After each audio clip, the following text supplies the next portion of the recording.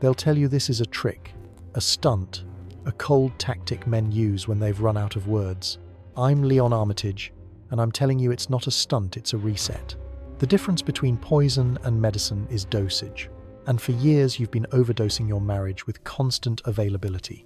Always reachable, always agreeable, always there. In an economy where attention is the new oxygen, you became the air necessary, invisible, assumed. She stopped choosing you because she never had to.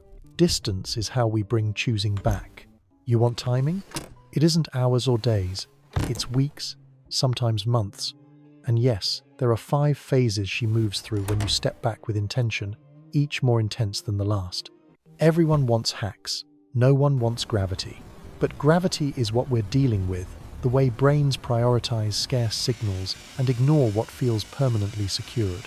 When a presence becomes scarce, value gets recalculated, not as a game, but as an old survival rule waking up under modern lights. Before we touch those phases, understand why most men detonate the process in the first hour. We were trained by families that equate quiet with peace, by schools that reward compliance, by workplaces that punish friction to buy harmony at any cost. So when she flares with anger at your new boundaries, you apologize like a reflex, sprint back to predictability, and teach her that your center belongs to her storms. The relationship breathes a little easier for a night, then dies a little more the next day. Distancing done right is not a declaration. You don't sermonize about needing space. You live a life with edges. You stop dropping everything. You let a text breathe. You pick up the guitar you shelved, the run you postponed, the friends you ghosted when romance became logistics. You remain warm when present and simply not omnipresent when apart. Subtle enough that she wonders if anything changed, consistent enough that her wondering doesn't end. There's a biological undertow here, but let's keep it simple. Availability dulls, mystery sharpens. When you are endlessly accessible, her nervous system files you under secured resource, like the hallway light, useful, forgettable. When you step back without hostility, you transform from background into signal. That shift doesn't land overnight. It rarely lands without turbulence. Phase 1 is anger. Almost everyone cracks there. But the anger is the combustion that starts the engine. Remove it and nothing turns. A warning before we go further. This isn't about punishing your wife or staging a theatrical absence. It's about ending a quiet distortion where your identity has bent around her moods. If you distance to make her miss you, you'll chase the first breadcrumb she throws and collapse the experiment. If you distance to find your center, the phases can unfold without you gripping the wheel. That's the wager. Become someone worth missing, and let her nervous system rediscover you as a choice, not a utility. We'll map the 5 phases exactly. We'll talk timing, missteps, and the calibration that separates medicine from poison. But first, hold the thesis in your teeth. Distance is not a trick. It is the reappearance of a boundary. Boundaries create shape. Shape creates value. And value is what turns a tired marriage from assumption back into selection. Phase 1 is anger, not a polite frown ignition. The moment you stop being endlessly available, her nervous system registers change in supply, and change rarely reads as curiosity at first. It reads as threat. If there's what I call a margin of safety, no recent betrayals, no catastrophic fights, the anger simmers in private. Colder replies, a sudden interest in separate plans, the silent inventory of your deviations. Without that cushion, it erupts. Slammed doors, barbed questions, talk of counseling or divorce, a weekend bag half-zipped on the bed, a cryptic post about remembering your worth. This is where 99 out of 100 men fold. They mistake the spike for the verdict, and they sprint back to the old orbit, declaring peace while mortgaging respect. Understand the mechanism, not the drama. For years you trained her nervous system to expect you like a utility. Instant answers, instant yes. When you stop oversupplying, her brain hits the alarm. Will he revert if I push? The push isn't villainy, it's a diagnostic.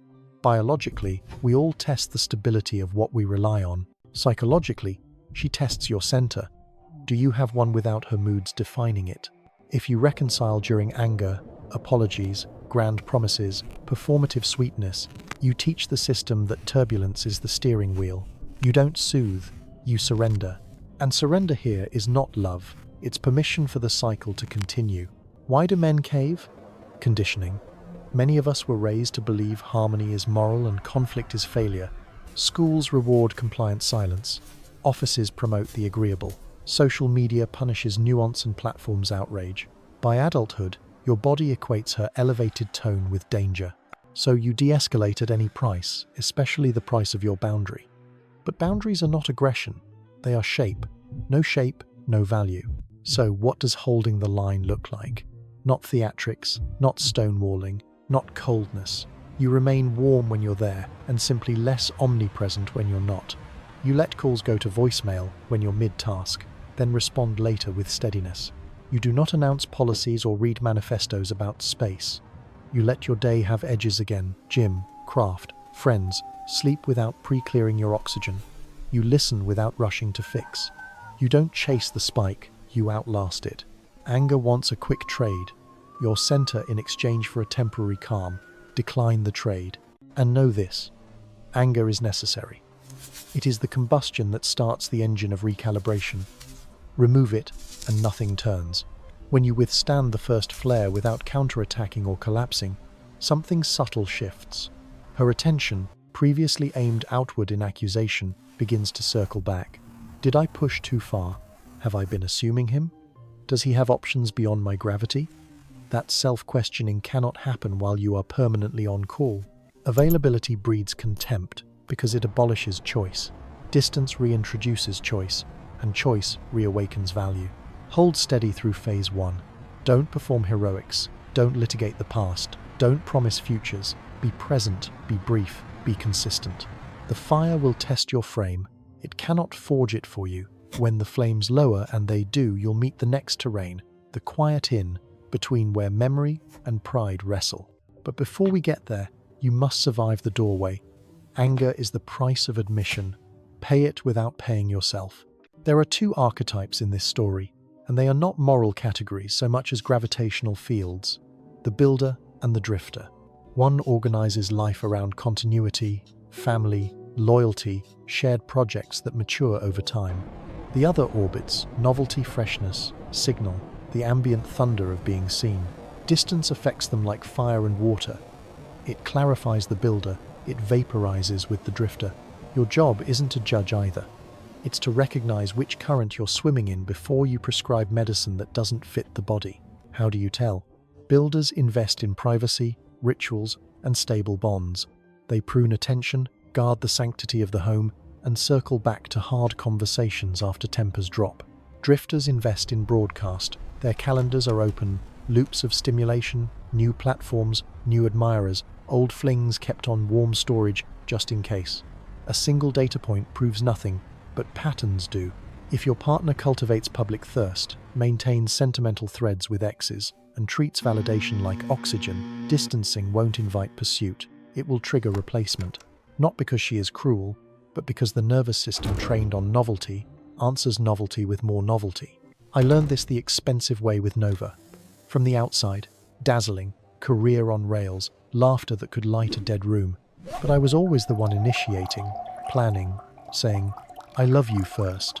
So I tested distance, not ice, just edges. Week 1, nothing. She floated above the silence like a swan. Week 2, her posting cadence doubled selfies, rooftop sunsets, best life captions under neon. Week 3, a friend mentioned she'd reconnected with an ex, just catching up. That was the tell. I had tried to raise value in a market that priced only in novelty. For Nova, scarcity didn't deepen meaning, it invited audition. This is the ecology we live in, an attention economy that rewards interruption over depth, recency over memory. Algorithms are slot machines. Pull the lever, and you might win a room full of eyes. Some people adapt by building thicker roots. Others adapt by growing brighter petals. Neither adaptation is evil, but distance is fertilizer for roots, not fuel for petals. Apply the wrong input, and you don't get intimacy. You get motion. If you recognize the drifter pattern, don't run a scarcity play. Change the whole frame. Step out clean, build a life worth missing for its own sake, and let replacement happen on its own timeline. Some replacements are revelations you were delaying. If you recognize the builder, distance is tonic. She will stew, then think, then remember, then test. When the anger cools, the ache of absence appears, and the story begins to bend back toward you if you don't shatter it by rushing the turn. Hold this philosophy gently. You can love a flame for its heat, but don't ask it to hold water.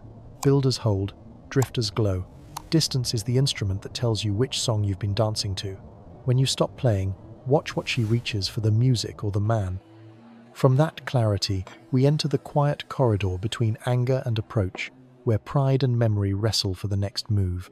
When the flame of anger drops to coals, the room gets quieter in a way that unnerves both of you. This is the transition. She's not reaching out, not yet, but the edge has softened. Pride is still upright, memory is waking. It's the phase where the nervous system reviews the tape in private. Breakfasts once shared, easy laughter on long drives, the outline of you in a house that suddenly feels too large. She won't call it missing, she'll call it busy. But absence has a taste, and she can taste it. Your task here is steadiness, not strategy. Don't sprint toward the silence. Don't monologue into it. Live with edges. Keep your day textured work that soaks your focus. Sweat that rinses anxiety. A book that doesn't glow. A friend who knows your history. I call these the micro-rituals of self. Small, repeatable acts that place you back at the center of your own gravity. 10 minutes of guitar. A loop around the block at dusk. Cooking for yourself with care, not punishment. A weekly table with men who tell you the truth, not just what soothes you. These are not optics, they're oxygen. Without them, you'll chase the first flicker of attention like a man surfacing too fast for air. Then, as predictably as a tide, rapprochement taps the glass. It rarely enters as a confession. It arrives as a breadcrumb, a meme you'd find funny, a question about a receipt, a photo of the dog on the couch you used to share, a did you happen to. None of these are reunions. They are sonar pings measuring whether you're angry, available, waiting at the door with your heart in your hands. Most men fail here because weeks of restraint make crumbs feel like a feast. They gush, they over-explain, they schedule a dinner before the ink dries on, hey, answer breadcrumbs like a man who has a life. Warm, short, steady. No scorekeeping, no theatrics, no confessional paragraphs that translate to, please end this uncertainty. Mirror the tone without mirroring the urgency. If she sends a joke, laugh and go about your day. If she asks a practical question, answer it and let the conversation end on its own feet. Let responsiveness become cadence, not reflex. The aim is to show that your door isn't barred, but your house has rooms now: work, craft, rest, brotherhood, and you don't abandon those rooms because a ping arrived at midnight. Understand the psychology beneath the breadcrumb. She's testing for 3 signals at once. Are you safe to approach? Have you actually changed? Will my small reach trigger your old flood? If you stay centered, present when present, absent when absent, the test resolves in your favor. The nervous system that filed you under secured resource begins to reclassify you as a choice with a pulse. Mystery re-enters, not as performance, but as the ordinary fact that you are no longer a utility. This is where distance begins to alchemize into respect. But rapprochement is not the finish line. It is the on-ramp to the storm front ahead. When the breadcrumbs don't knock you off center, the system escalates. Sweetness, sharpness, jealousy plays provocations designed to learn if your change is real or a temporary tantrum. This is the phase that exposes dosage. Too little distance does nothing, too much burns the bridge. Walk it right, and old gravity breaks. Misstep, and you're back to orbit. We enter the test. Provocation is the weather system that rolls in after the first cautious sunbreak. It arrives smiling or snarling, sometimes both in the same afternoon. If rapprochement was a knock at the door, provocation is a stress test on the hinges.